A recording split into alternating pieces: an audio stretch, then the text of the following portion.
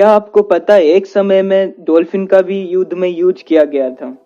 आपको क्या लगता है ये छोटा दिखने वाला जीव जो मधुमक्खी है वो कितना ऊंचा उड़ सकता है? या फिर मैं आपको ये बताऊं कि इंसान के अलावा भी एक ऐसा जीव है जो ब्लश कर सकता है? या फिर मैं आपसे ये पूछूं कि गूगल का फुल फॉर्म क्या है?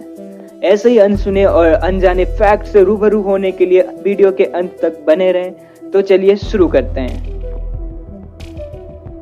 एक जिराफ के जीभ की लंबाई कितनी होगी? आपको क्या लगता है कि एक जिराफ के गर्दन जितना लंबा होता है तो उसका एक जीभ की लंबाई कितनी होगी? तो दोस्तों मैं आपको बताना चाहता हूँ कि जिराफ की औसतन जीभ की लंबाई 20 इंच होता है, जो कि सच में बहुत लंबी बात है।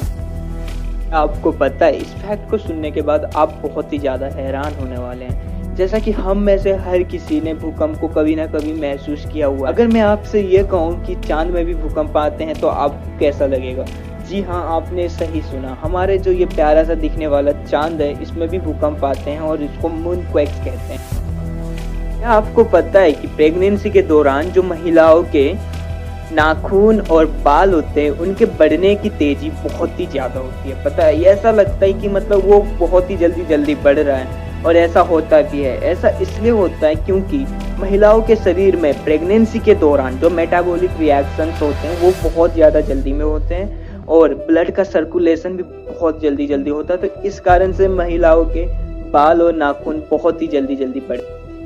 आपको पता है हम लोग एक साल में कितना खाना बर्बाद करते हैं? जैसा कि आपको पता ही है पूरे धरती में 7 अरब से भी ज्यादा लोग हैं और कुछ ना कुछ लोग कभी ना कभी अपने खाने को वेस्ट करते हैं, चाहे वो थोड़ा सा हो या चाहे वो बहुत ज्यादा हो। तो इन सब को जब हम एक साल में जोड़ते हैं तो आपको यकीन नहीं होगा कि कितना ज्यादा खाना हम वेस्ट करते हैं। एक साल में हम 1 बिलियन मेट्रिक टन खाने को वेस्ट कर देते हैं, जो कि हजारों लोगों के पेट भरने के लिए काफी है।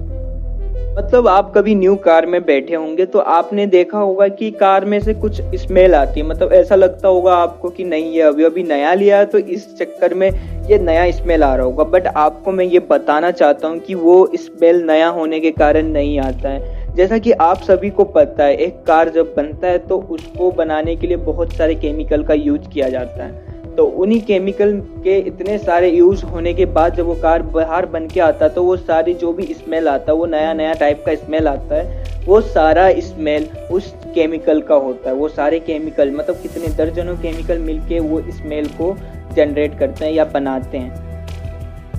क्या आपको पता है हम इंसान ही एकमात्र ऐसे जीव नहीं है जो ब्लश कर सकते हैं, मतलब फीलिंग्स को जाहिर कर सकते हैं।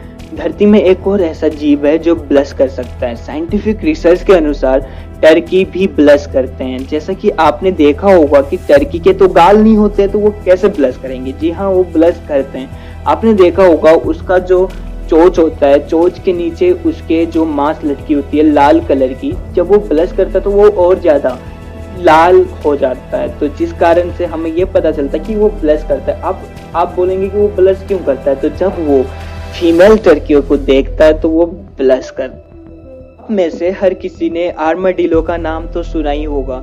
ये छोटा दिखने वाला जीव सिर्फ छोटा ही नहीं दिखता है, पर इसका जो सेल है, मतलब जो इसका बाहर का चमड़ी या फिर उसको खोल कबर कुछ भी कह लें, वो पता है आपको कि बुलेट प्रूफ होता है। मतलब हम साइंस में ऐसी सारी चीजें ढूंढते रह गए कि बुलेट प्रूफ चीजें बनाते हैं, बट नेचर ने उसे पैदाइशी बुलेट प्रूफ आर्मर दिया हुआ है। को पता है एक समय में डॉल्फिन को भी युद्ध के लिए यूज किया गया था। जी हाँ, डॉल्फिन को, जो कि इतना मासूम दिखती है, इसको भी युद्ध के लिए यूज किया गया। ऐसा यूएस और सोवियत यूनियन के द्वारा वियतनाम वॉर और कोल्ड वॉर के बीच किया गया था, क्योंकि डॉल्फिन के अंदर साइंटिफिक रिसर्च के अनुसार ये पता चला था कि उनके पास सोनार जैसा तकनीक होता है। तो यूएस और सोवियत यूनियन ने उन्हें ट्रेनिंग दिया कि माइंस को कैसे डिटेक्ट करना है और सबमरीन की रक्षा कैसे करनी है। तो उन्हें एक माइन डिटेक्टर और सबमरीन के गार्ड के रूप में यूज किया गया। साइंस देखो कितना ही खतरनाक चीज है। मतलब एक भोला भाला दिखने वाले जीव को भी एज ए इक्विपमेंट के तौर में यूज किया गया। क्या आपको पता ये छोटा दिखने वाला जीव जो मधुमक्खी है वो कितना ऊंचा उड़ सकती है?